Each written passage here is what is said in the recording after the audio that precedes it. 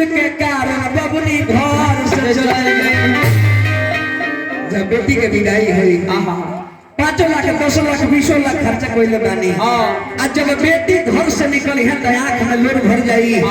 बेटी जाके माई से बोले गई कि माई बचपन से पढ़ौली लिखौली सियान गइलू हाय माई अब तारा लायक जो भैनी की तारा काम में मदद करे जो भैनी ताई दूसरा के घरे भेज तारी। आंख से लोर गिरे ए बबुआ बेटी को हतारी ए माई हम कोई नी का कसूरा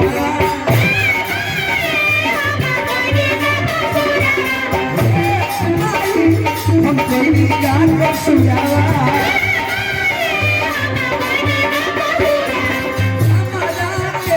काहे भेजे लो ससुरा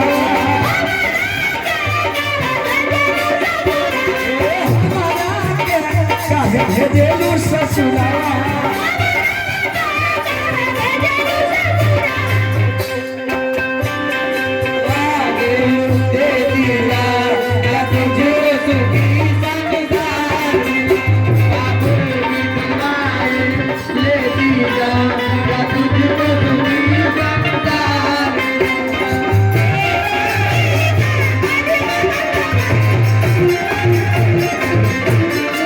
म्यूजिक में मजा आवे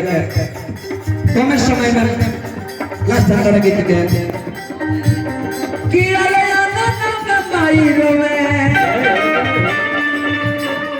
अरे दुआरा पर पापा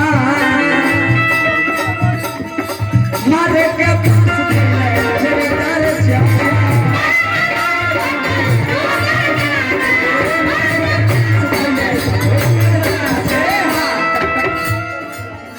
जे जहाँ रहेला सारा लोग रोएला। हमें तो कभी कम रोई भाई जो रोएला छाता फट जाला होने के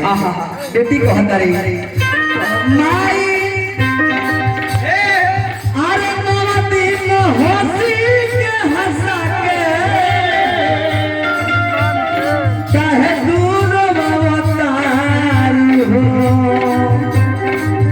माई ओकिया के पुकारी बना इस अवतारी हो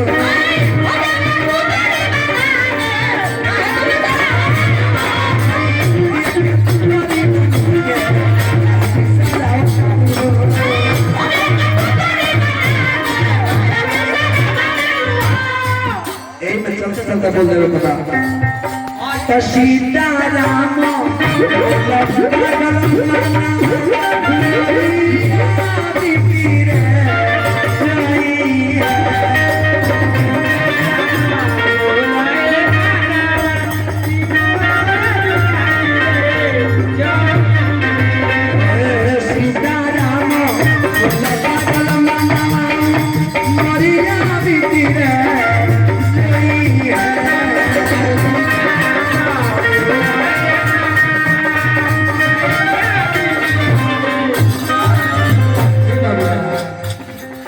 ऊपर